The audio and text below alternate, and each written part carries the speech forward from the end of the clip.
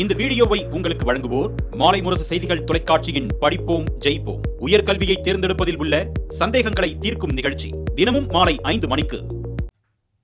வணக்கம். மாலை முரசு செய்திகள் தொலைக்காட்சியில் 50 முக்கிய செய்திகளை விரைவாகவும் துல்லியமாகவும் அரை மணியில் பார்க்கலாம். டெல்டா மாவட்ட பாசனத்திற்காக கல்லணையில் இருந்த முதலமைச்சர் மு.க.ஸ்டாலின் தண்ணீரை திறந்து வைத்தார். காவிரி, வெண்ணாறு, கல்லணை கால்வாய் ஆறுகள் மூலம் காவிரி நீரை பகிர்ந்தளிக்கும் வகையில் தண்ணீரை திறந்துவிட்டு நெல்மணிகளை தூவினார். முன்னதாக தஞ்சை, திருச்சி, திருவாரூர், நாகை, மயிலாடுதுறை, புதுக்கோட்டை உள்ளிட்ட டெல்டா மாவட்டங்களில் குறுவை சாகுபடிக்காக மேட்டூர் அணையில் இருந்து கடந்த 12ஆம் தேதி முதலமைச்சர் மு.க.ஸ்டாலின் தண்ணீர் திறந்து வைத்தது குறிப்பிடத்தக்கது.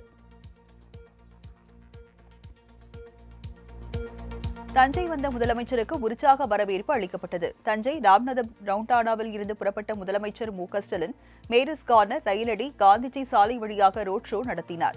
வழிநெடுக சாலையின் இருபுறமும் கட்சித் தொண்டர்கள், நிர்வாகிகள், பொதுமக்கள் நின்று கையசைத்து முதல்வரை உற்சாகமாக வரவேற்றனர்.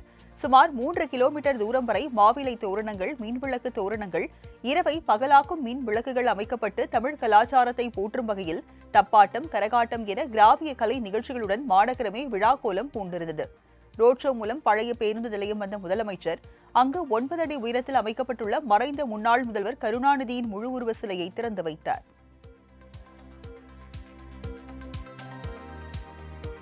4 நாள் அரசுமுறை பயணமாக பிரதமர் மோடி டெல்லிக்கு புறப்பட்டு சென்றார். சைப்ரஸ், கனடா மற்றும் குரோஷியா நாடுகளுக்கு பயணம் மேற்கொண்டுள்ள பிரதமர் முதலில் அதிபர் நிக்கோஸ் அழைப்பின் பேரில் சைப்ரஸ் நாட்டிற்கு சென்றார். அங்கு அவருக்கு உற்சாக வரவேற்பு அளிக்கப்பட்டது. இதனைத் தொடர்ந்து ஜூன் 17, 18 ஆகிய தேதிகளில் கனடாவில் நடைபெறும் G7 உச்சி மாநாட்டில் பங்கேற்கிறார். தொடர்ந்து குரோஷியா நாட்டிற்கு வரும் 19ஆம் தேதி பயணம் மேற்கொள்கிறார். இந்த பயணத்தின் போது தீவிரவாதத்திற்கு எதிரான போராட்டத்தை இந்தியாவுக்கு ஆதரவளித்த நாடுகளுக்கு நன்றி தெரிவிக்க உள்ளதாக பிரதமர் மோடி குறிப்பிட்டுள்ளார். மகாராஷ்டிரா மாநிலம் புனேவில் 30 ஆண்டுகள் பழமையான இரும்பு பாலம் உடைந்து விழுந்ததில் 20 பேர் ஆற்றில் அடித்து செல்லப்பட்ட சம்பவம் அதிர்ச்சியை ஏற்படுத்தியுள்ளது.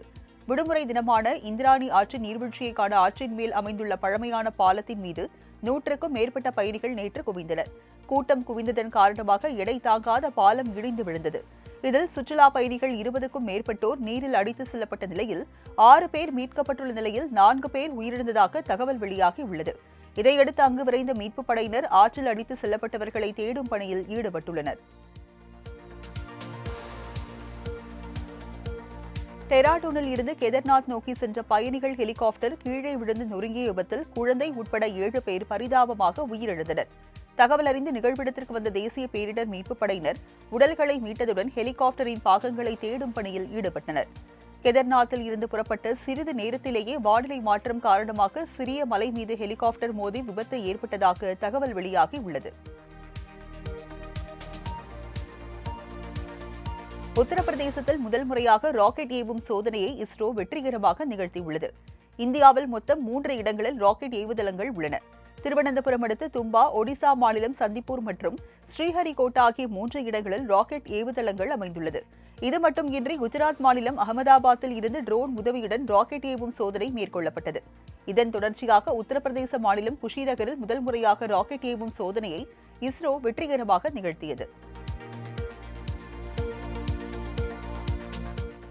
அரசியல் காழ்ப்புணர்ச்சியுடன் அராஜக போக்கை கையாண்டு எம்எல்ஏ ஜெகன்மூர்த்தியை கைது செய்ய திமுக அரசு முயற்சிப்பதாக அதிமுக பொதுச் செயலாளர் எடப்பாடி பழனிசாமி சாடியுள்ளார். இப்படிப்பட்ட கைது முயற்சிகளால் அதிமுக கூட்டணி கட்சிகளை மிரட்டி தங்கள் வழிக்கு கொண்டு வரலாம் என்று பகல் கனவு காணும் தீயசக்தி திமுகவின் எண்ணம் ஒருபோதும் ஈடேறாது என தெரிவித்துள்ளார்.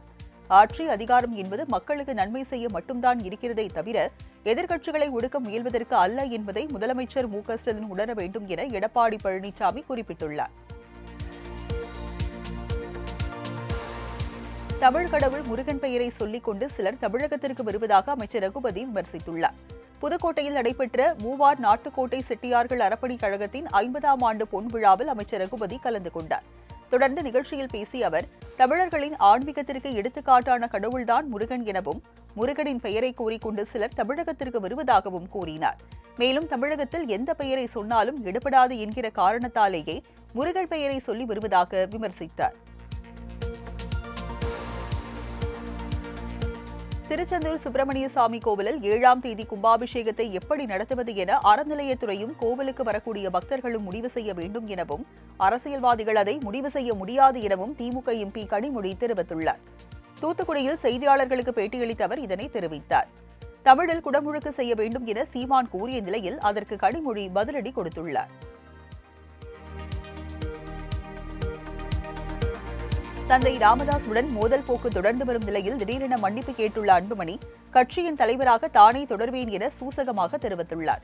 பாமக பொதுக்குழு கூட்டம் திருவள்ளூர் மணவாள நகரில் அன்புமணி தலைமையில் நடைபெற்றது.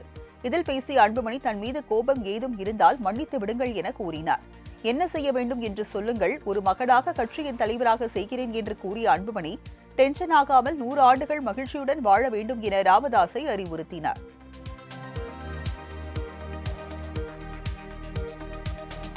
மக்கள் நலன் சார்ந்த பிரச்சினைகளை எடுத்துக் கூறுவது தங்களுடைய கடமை எனவும் அதற்காக தங்கள் மீது விமர்சனம் வைப்பது எப்படி சரியாகும் என திமுகவினருக்கு சிபிஎம் மாநில செயலாளர் சண்முகம் கேள்வி எழுப்பியுள்ளார். சென்னை மாலை முரசு தொலைக்காட்சிக்கு பிரத்யேக பேட்டியளித்த அவர் திமுக ஆட்சி அமைய கூட்டணி கட்சிகளும் முக்கிய காரணம் எனவும் முதலமைச்சர் மு.க.ஸ்டாலின் ஏற்கனவே தெரிவித்துள்ளார் என சுட்டிக்காட்டிய அவர் மற்றவர்களின் கருத்துக்களை பெரிதுபடுத்தும் அவசியம் இல்லை என விளக்கமளித்தார். நீட் தேர்வில் தேர்ச்சி பெறாத மாணவர்களுக்கு மனநல ஆலோசனை வழங்கும் திட்டம் சென்னையில் தொடங்கப்பட உள்ளதாக அமைச்சர் மா. சுப்பிரமணியன் தெரிவித்துள்ளார். இதுகுறித்து கோவையில் செய்தியாளர்களை சந்தித்து பேசிய அவர் அண்மையில் நடைபெற்ற நீட் தேர்வில் நாடு முழுவதும் 100 இடங்களில் 6 பேர் தமிழகத்தை சேர்ந்தவர்கள் என்ற பெருமையை பெற்றுள்ளதாக தெரிவித்தார். மேலும் நீட் மதிப்பெண் அடிப்படையில் விரைவில் கலந்தாய்வு நடத்தப்பட உள்ளதாகவும் தேர்ச்சி பெறாத மாணவர்களுக்கு மனநல ஆலோசனை வழங்கும் திட்டம் சென்னையில் இன்று தொடங்க இருப்பதாகவும் அமைச்சர் கூறினார். கள் இறக்குவதற்கான தடையை நீக்கக் கோரி நாம் தமிழர் கட்சியின் ஒருங்கிணைப்பாளர் சீமான் தலைமையில் அக்கட்சியினர் நூதன போராட்டத்தில் ஈடுபட்டதால் பரபரப்பு ஏற்பட்டது. தூத்துக்குடி மாவட்டம் பெரியதாழை பகுதியில் நாம் தமிழர் கட்சி உழவர் பாசறை சார்பில் கள் இறக்கும் போராட்டம் தடையை மீறி நடைபெற்றது. இதில் சீமான் கலந்து கொண்டு பனை மரத்தின் மீது ஏறி கல்லை எடுத்துக்கொண்டு கீழே வந்தார். தொடர்ந்து அந்த கள் கட்சி நிர்வாகிகளுக்கு பகிரப்பட்ட நிலையில் கள் எங்கள் உணவு, கள் எங்கள் உரிமை என்று முழக்கமிட்டார். தூத்துக்குடியில் கள் இறக்கி போராட்டம் நடத்திய சீமான் கள் என்பது நமது உரிமை, நமது உணர்வு எனும் எங்கும் தடையில்லாத கள்ளுக்கு தமிழகத்தில் மட்டும் தடை ஏன் எனவும் கேள்வி எழுப்பினார். மேலும் கள்ளை அனுமதித்தால் எவ்வளவு பெரிய குடிகாரனாக இருந்தாலும் 2 லிட்டருக்கு மேலே குடிக்க முடியாது எனவும் உடல்நிலை பாதிப்பு அவ்வளவு ஏற்படாது என்றும் அவர் கூறினார். பனை தொழில் குறிப்பிட்ட சமூகம் செய்யும் வேலை அல்ல, ஏழை எளிய மக்கள் செய்யும் தொழில் என தெரிவித்த சீமான் நாங்கள் ஆட்சிக்கு வந்த பின் கள் இயக்க தலைவர் நல்லுசாமி கையாலேயே கள்ளுக்கடைகளை திறப்போம் என்றார். திண்டிவனம் அடுத்த தைலாபுரத்தில் பாட்டாளி மக்கள் கட்சியின் புதிய நிர்வாகிகளின் கூட்டம் அக்கட்சியின் நிறுவனர் ராமதாஸ் தலைமையில் நடைபெற்றது. ராமதாஸ் மற்றும் அன்புமணிக்கு இடையே ஏற்பட்ட மோதல் காரணமாக பாமகவில் அன்புமணி ஆதரவாளர்களை நீக்கிய ராமதாஸ் புதிய நிர்வாகிகளை அறிவித்தார். இதனைத் தொடர்ந்து புதிய நிர்வாகிகளின் கூட்டம் ராமதாஸ் தலைமையில் நடைபெற்றது. ராமதாஸால் புதிதாக அறிவிக்கப்பட்ட மாவட்ட தலைவர்கள் மற்றும் மாவட்ட செயலாளர்கள் இதில் கலந்து கொண்டனர். இதனிடையே பாட்டாளி மக்கள் கட்சியின் பொதுச் செயலாளர் பதவியில் இருந்து வடிவேல் ராவணன் நீக்கப்படுவதாக அறிவித்துள்ள ராமதாஸ் அவருக்கு பதிலாக முரளி சங்கர் புதிய பொதுச் செயலாளராக நியமிக்கப்பட்டுள்ளதாக அறிவித்துள்ளார். பாமக தலைமை நிலைய செயலாளர் பொறுப்பில் இருந்து ராமதாஸ் ஆதரவாளரான அன்பழகன் நீக்கப்படுவதாக அன்புமணி அறிவித்துள்ளார். அவருக்கு பதிலாக புதிய தலைமை நிலைய செயலாளராக செல்வகுமார் என்பவரை நியமித்தும் உத்தரவிட்டுள்ளார். அன்பழகன் பணம் வாங்கிக் கொண்டு மாவட்ட செயலாளர்களுக்கு பதவி வழங்கி வருவதாக அன்புமணி குற்றம் சாட்டியிருந்த நிலையில் நீக்கம் செய்யப்பட்டுள்ளார். 2.5 கோடி வன்னியர்களின் கோயில் தைலாபுரம் என்று எம்எல்ஏ அருள் தெரிவித்துள்ளார். பாமகவின் மாவட்ட தலைவர் மற்றும் செயலாளர்களுடனான கூட்டத்தில் கலந்து கொள்வதற்காக தைலாபுரம் வருகை தந்த எம்எல்ஏ அருள் செய்தியாளர்களை சந்தித்த போது இவ்வாறு தெரிவித்தார். மகாத்மா காந்தியின் காலத்தில் இருந்தே இந்தியா பாலஸ்தீன மக்களுடன் இருந்து வருவதாகவும் மோடி ஆட்சிக்கு பிறகு அதில் மாற்றம் ஏற்பட்டிருப்பதாகவும் இந்திய கம்யூனிஸ்ட் கட்சித் தலைவர் டி. ராஜா தெரிவித்துள்ளார். இதுகுறித்து பேசிய அவர் காசா மீதான ஐநா பொதுசபை தீர்மானத்தில் இந்திய அரசு கலந்து கொள்ளாதை வன்மையாக கண்டிப்பதாக கூறிய அவர் பாலஸ்தீன மக்களுக்கு ஆதரவாக வாக்களிப்பதை மத்திய அரசு தவிர்த்து வருவதாக சாடினார். மாவட்ட நிர்வாகிகள் இல்லாமல் தாவேகாவின் கல்வி விருது வழங்கும் விழா சிறப்பாக நடந்திருக்காது எனவும் அவர்களுக்கு நன்றி தெரிவிப்பதாகவும் விஜய் நிகழ்ச்சியாக பேசியுள்ளார். மாமல்லபுரத்தில் நடைபெற்ற விழாவில் இறுதிக்கட்டமாக 39 சட்டமன்ற தொகுதிகளைச் சேர்ந்த மாணவ மாணவிகளுக்கு விருது மற்றும் சான்றிதழ்களை தமிழக வெற்றிக் கழக தலைவர் விஜய் வழங்கி கௌரவித்தார். அதன் பின்னர் மாணவ மாணவிகளுடன் விஜய் புகைப்படம் எடுத்துக் கொண்டார். நடிகர் விஜய்க்கு 500 கோடி ரூபாய் கொடுத்து திமுக கூட்டணிக்கு அழைப்பதாக பவானி எம்எல்ஏ கருப்பணன் விமர்சித்துள்ளார். திருப்பூர் மாவட்டம் செங்கப்பள்ளியில் அதிமுக ஒன்றிய பூத் கமிட்டி உறுப்பினர்கள் ஆலோசனைக் கூட்டம் நடைபெற்றது. கூட்டத்தில் உறுப்பினர்களிடையே பேசிய பவானி அதிமுக எம்எல்ஏ கருப்பணன் 200 தொகுதிகளிலும் நாம் தான் ஜெயிக்கப் போகிறோம் எனவும் கூட்டணிக்கு நிறைய கட்சிகள் வரவுள்ளதாகவும் கூறினார். மேலும் நடிகர் விஜய்க்கு 500 கோடி கொடுத்து திமுக கூட்டணிக்கு அழைக்கும் நிலையில் ஆனால் அவர் வாங்க மாட்டார், அப்படி வாங்கினால் அவர் அரசியல் அத்துடன் முடிந்துவிடும் என்றார்.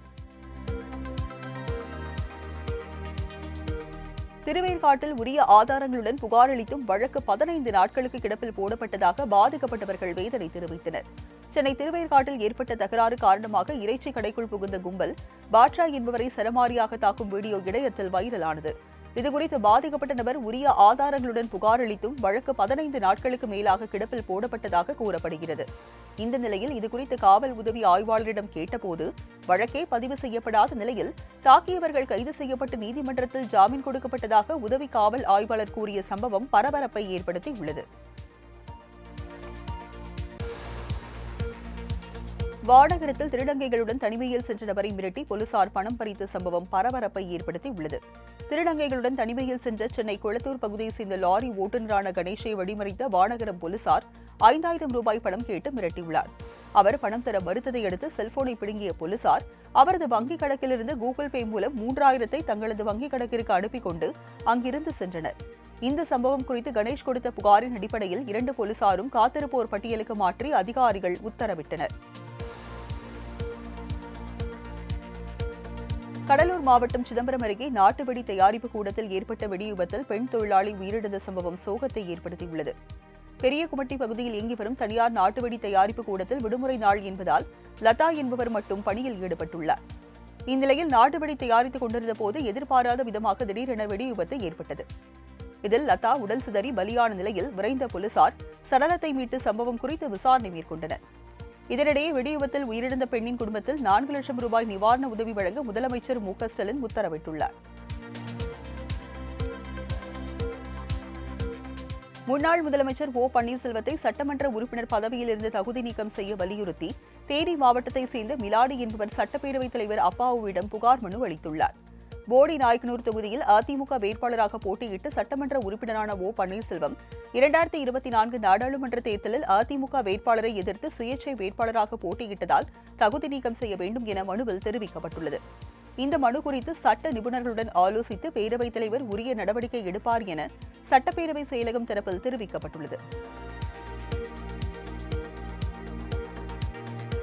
சிவகங்கை அருகே நீட் தேர்வு தோல்வி பயத்தில் மாணவர் தூக்கிட்டு தற்கொலை செய்து கொண்ட சம்பவம் சோகத்தை ஏற்படுத்தியுள்ளது. செம்பனூர் கிராமத்தைச் சேர்ந்த ராகுல் தர்ஷன் என்பவர் மதுரையில் தங்கி அங்குள்ள நீட் கோச்சிங் சென்டரில் படித்து வந்தார். நீட் தேர்வு முடிவடைந்த நிலையில் காரியாப்பட்டியில் தன்னுடைய பெரியப்பாவான அதிமுக முன்னாள் எம்எல்ஏ சிவசாமி இல்லத்தில் தங்கி இருந்துள்ளார். தோல்வி பயத்தில் இருந்த அவர் மாடியில் உள்ள ஒரு அறையில் தூக்கிட்டு தற்கொலை செய்து கொண்டார். அவரது உடலை கண்டு அவரது பெற்றோர் கதறி அழுதது காண்போரை கலங்க வைத்தது. 2026ஆம் ஆண்டு மார்ச் 31ஆம் தேதிக்குள் இந்திய நாடு நக்சலிலிருந்து முற்றிலும் விடுபட்டுவிடும் என மத்திய உள்துறை அமைச்சர் அமித் ஷா தெரிவித்துள்ளார்.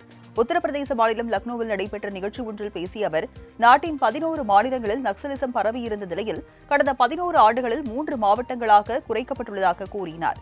மேலும் காங்கிரஸ் ஆட்சியின் போது ஒவ்வொரு மாநிலத்திலும் பயங்கரவாத தாக்குதல்கள் அடிக்கடி நடந்ததாகவும், மோடியின் ஆட்சியில் தாக்குதலுக்கு இந்தியா தக்க பதிலடி கொடுத்து பயங்கரவாதிகளை அழித்ததாகவும் பெருமிதம் தெரிவித்தார்.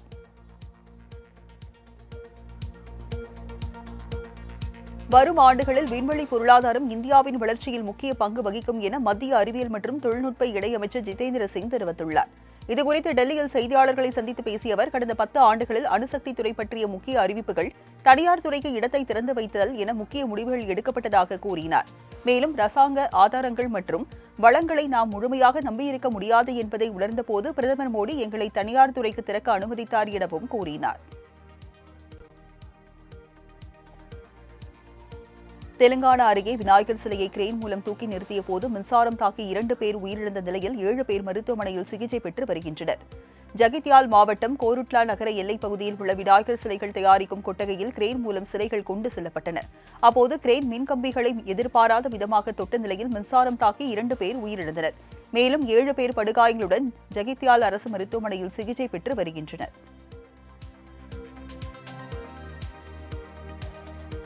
மகாராஷ்டிரா மாநிலம் புனேவின் சிஞ்ச்வாட் நகரில் உள்ள ஸ்கிராப் கிடங்கில் பற்றிய தீயால் அப்பகுதி முழுவதும் பரபரப்பான சூழல் ஏற்பட்டது. சிஞ்ச்வாட் நகரில் பொருட்களை வைத்திருந்த குடோனில் திடீரென தீ பற்றியது. இதையடுத்து சம்பவம் குறித்து தீயணைப்புத்துறை அதிகாரிகளுக்கு தகவல் தெரிவிக்கப்பட்டதை அடுத்து சம்பவ இடத்திற்கு விரைந்து வந்த அதிகாரிகள் தீயை அணைக்கும் முயற்சியில் ஈடுபட்டனர். ஆனால் தண்ணீர் பற்றாக்குறை மற்றும் போக்குவரத்து நெரிசல் காரணமாக நடவடிக்கையை மேற்கொள்வதில் சிரமம் ஏற்பட்ட நிலையில் அதிகாரிகள் போராடி தீயை அணைக்கும் முயற்சியில் ஈடுபட்டனர். இந்த சம்பவத்தால் அப்பகுதி முழுவதும் பரபரப்பானது. ஆந்திரா அருகே இருசக்கர வாகனம் மீது கார் மோதிய விபத்தின் சிசிடிவி காட்சிகள் வெளியாகி பரபரப்பை ஏற்படுத்தியுள்ளது. ஆந்திர மாநிலம் நெல்லூர் கிராஸ் ரோட் பகுதியில் சாலையில் சென்று கொண்டிருந்த இருசக்கர வாகனம் மீது எதிரே வந்த கார் மோதி விபத்துக்குள்ளானது. இந்த விபத்தில் 2 படுகாயங்களுடன் மருத்துவமனையில் சிகிச்சை பெற்று வரும் நிலையில் விபத்தில் 2 இளைஞர்கள் தூக்கி வீசப்பட்ட சிசிடிவி காட்சிகள் வெளியாகி பரபரப்பை ஏற்படுத்தியுள்ளது. மேலும் இந்த விபத்து குறித்து போலீசார் விசாரணை மேற்கொண்டு வருகின்றனர். தெலுங்கானா மாநிலத்தில் அரசு இலவச பேருந்தில் ஓட்டுநர் மற்றும் நடத்துனரை பெண்கள் தாக்கும் காட்சிகள் வைரலாகி வருகின்றன. இலவச பேருந்து அமல்படுத்தப்பட்டதில் இருந்து ஹைதராபாத்தில் உள்ள அனைத்து நகர பேருந்துகளும் மிகவும் கூட்டமாக செல்கின்றன. மேலும் பயணிகள் அதிகமாக இருந்ததால் சில நிறுத்தங்களில் பேருந்தை நிறுத்தாமல் ஓட்டுநர்கள் சென்றனர்.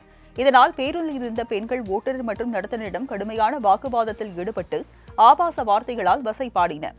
மேலும் ஓட்டுநர் மற்றும் நடத்துனரை பெண்கள் சரமாரியாக தாக்கும் சிசிடிவி காட்சி இணையத்தில் வைரலாகி வருகின்றன.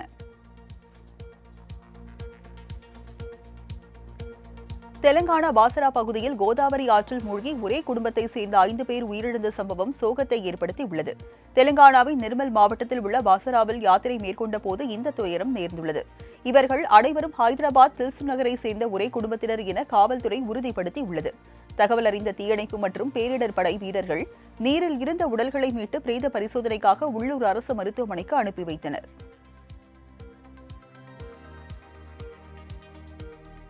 தமிழகத்தில் மீன்பிடி தடைக்காலம் முடிவடைந்ததைத் தொடர்ந்து இன்று அதிகாலை 5 மணிக்கு தூத்துக்குடி துறைமுகத்தில் இருந்து மீனவர்கள் கடலுக்கு சென்றனர். சுமார் 260க்கும் மேற்பட்ட விசைப்படகுகளில் மீனவர்கள் ஆரவாரத்துடன் கடலுக்கு சென்றனர். அப்போது பட்டாசு வெடித்தும் வாட வேடிக்கைகளை நிகழ்த்தியும் அவர்கள் உற்சாகமடைந்தனர். நீண்ட இடைவேளைக்கு பிறகு கடலுக்கு செல்வதால் அதிக அளவு மீன்கள் கிடைக்கும் என விசைப்படகு உரிமையாளர்கள் மற்றும் தொழிலாளர்கள் மகிழ்ச்சி தெரிவித்துள்ளனர். 61 நாட்கள் மீன்பிடி தடைக்காலம் நிறைவடைந்ததை அடுத்து தமிழகம், புதுச்சேரி, காரைக்காலை சேர்ந்த மீனவர்கள் இன்று அதிகாலை உற்சாகத்துடன் கடலுக்கு சென்றனர். ஏப்ரல் 15ஆம் தேதி முதல் 61 நாட்கள் மீன்பிடி தடைக்காலம் ஆண்டுதோறும் கடைபிடிக்கப்பட்டு வருகிறது.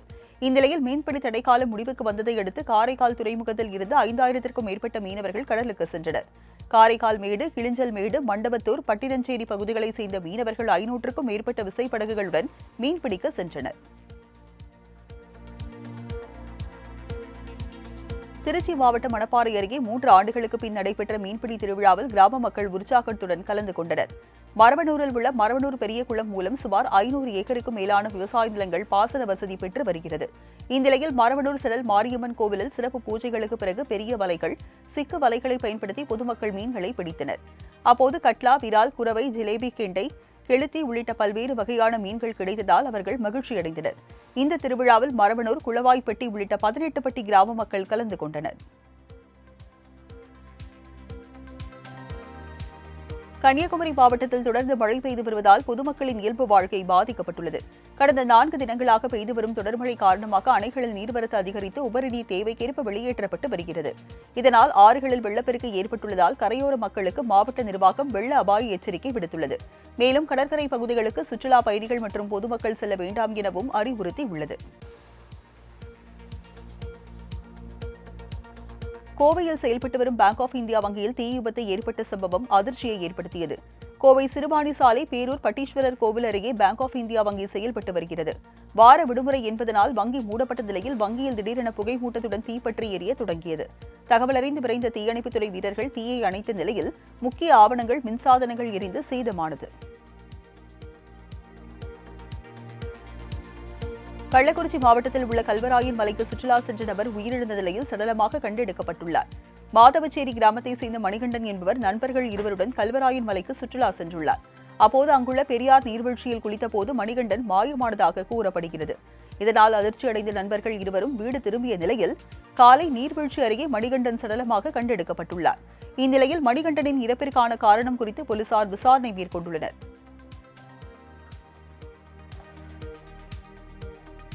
திருப்பூர் மாவட்டம் தாராபுரம் அருகே நோய்வாய்ப்பட்டு படுத்த படுக்கையாயிருந்த தாயை குடிபோதையில் கத்தியால் கழுத்தை அறுத்து கொலை செய்த மகனை போலீசார் கைது செய்தனர். மூலனூரை அடுத்து பெருமாள் கோவில் வலசு கிராமத்தை சேர்ந்தவர் ராஜகோபால். இவரது தாயார் மாரியம்மாள் நீண்ட நாட்களாக உடல்நிலை சரியில்லாமல் படுத்த படுக்கையால் இருந்து வந்துள்ளார். இந்நிலையில் நேற்று மாலை நோயின் தாக்கம் தாழாமல் முணுமுணுத்தபடி கிடந்த மாரியம்மாளை குடிபோதையில் இருந்த மகன் ராஜகோபால் ஆத்திரத்தில் கத்தியால் கழுத்தை அறுத்து கொலை செய்துள்ளார்.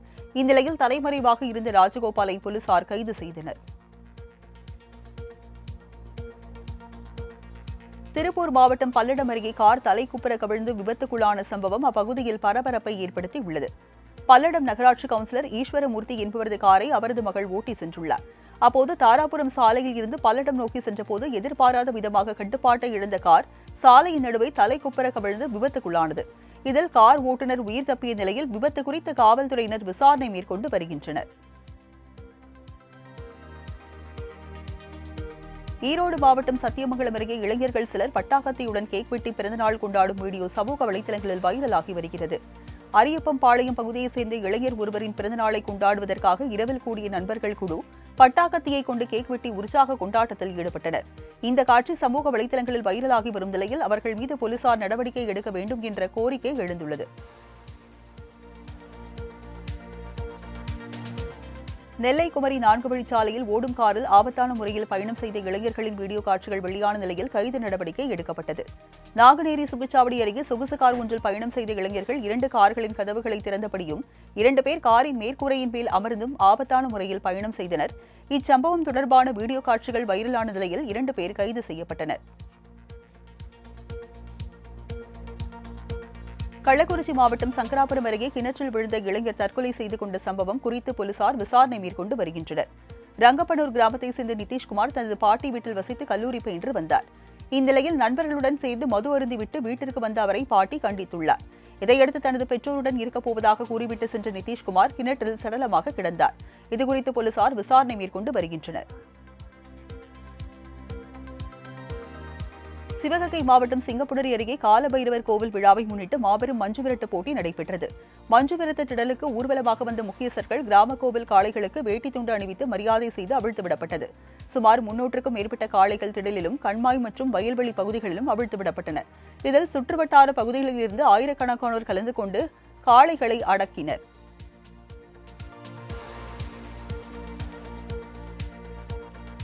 சிவகங்கை மாவட்டம் எஸ் கோட்டையில் அய்யனார் கோயில் புரவி எடுப்பு விழாவை முன்னிட்டு மாட்டுவண்டி எல்கை பந்தயம் சிறப்பாக நடைபெற்றது. இந்த மாட்டுவண்டி பந்தயத்தில் பெரிய மாடு பிரிவில் 13 ஜோடிகள், சிறிய மாடு பிரிவில் 21 ஜோடிகள் என மொத்தம் 34 ஜோடி மாடுகள் பங்கேற்றன. இதில் பெரிய மாடு பிரிவிற்கு 7 மைல் தூரமும் சிறிய மாடு பிரிவிற்கு 6 மைல் தூரமும் எல்லைகளாக நிர்ணயிக்கப்பட்டது. இந்த போட்டியை சாலையின் இருபுறங்களிலும் இருந்து பார்வையாளர்கள் கண்டுகளித்தனர்.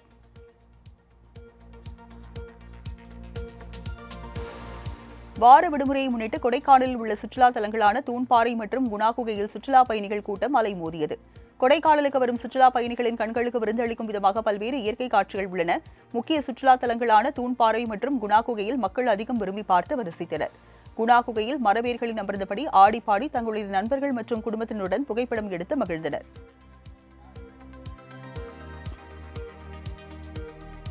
நீலகிரி கெனல் அசோசியேஷன் சார்பில் குன்னூர் தனியார் கல்லூரி மைதானத்தில் 6வது ஆண்டு நாய்கள் கண்காட்சி நடைபெற்றது. 2 நாட்கள் நடைபெற்ற நாய்கள் கண்காட்சியில் தமிழகம், கேரளா, கர்நாடகா, ஆந்திரா உள்பட நாட்டின் பல்வேறு மாநிலங்களைச் சேர்ந்த 400க்கும் மேற்பட்ட பல்வேறு வகையான நாய்கள் பங்கேற்றன. இதில் நாய்களுக்கான கீழ்ப்படிதல், அழகு, மோப்ப சக்தி உள்ளிட்ட போட்டிகள் நடைபெற்றது.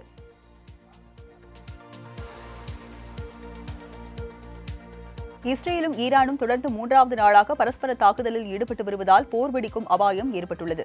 இந்நிலையில் ஈரானும் இஸ்ரேலும் போர் நிறுத்தம் செய்ய வேண்டும் என்று அமெரிக்க அதிபர் டிரம்ப் வலியுறுத்தியுள்ளார். இது தொடர்பாக அவர் வெளியிட்டுள்ள எக்ஸ் தள பதிவில், ஈரானும் இஸ்ரேலும் போர் நிறுத்தம் செய்ய வேண்டும், விரைவாக நல்ல முடிவு எடுத்து இரு நாட்டு தலைவர்களும் பேச்சுவார்த்தை நடத்த வேண்டும். இந்தியா பாகிஸ்தான் போரை நிறுத்த நான் எடுத்த முயற்சிகளை ஏற்றுக்கொண்டு அந்த தலைவர்கள் செயல்பட்டது போல இஸ்ரேல் மற்றும் ஈரான் தலைவர்களும் போர் நிறுத்தத்தில் ஈடுபட வேண்டும் என்றார். இலங்கையில் ஃபேஸ்புக் நண்பர்கள் குழு மூலம் ஏற்பாடு செய்யப்பட்ட போதைப்பொருள் விருந்தில் தனியார் பல்கலைக்கழக மாணவர்கள் 26 பேர் கைது செய்யப்பட்டனர். இலங்கை மகபெல்லானா தேடுபொல சாலையில் அமைந்துள்ள விடுதியில் இளைஞர்கள் அட்ராசிட்டியில் ஈடுபடுவதாக தகவல் அறிந்து சம்பவ இடத்திற்கு விரைந்த போலீசார் மது போதையில் இருந்த 26 தனியார் பல்கலைக்கழக மாணவர்களை கைது செய்தனர். அவர்களிடமிருந்து 16 கிலோ கஞ்சா பொருட்களை பறிமுதல் செய்து மாணவர்களிடம் விசாரணை மேற்கொண்டு வந்தனர்.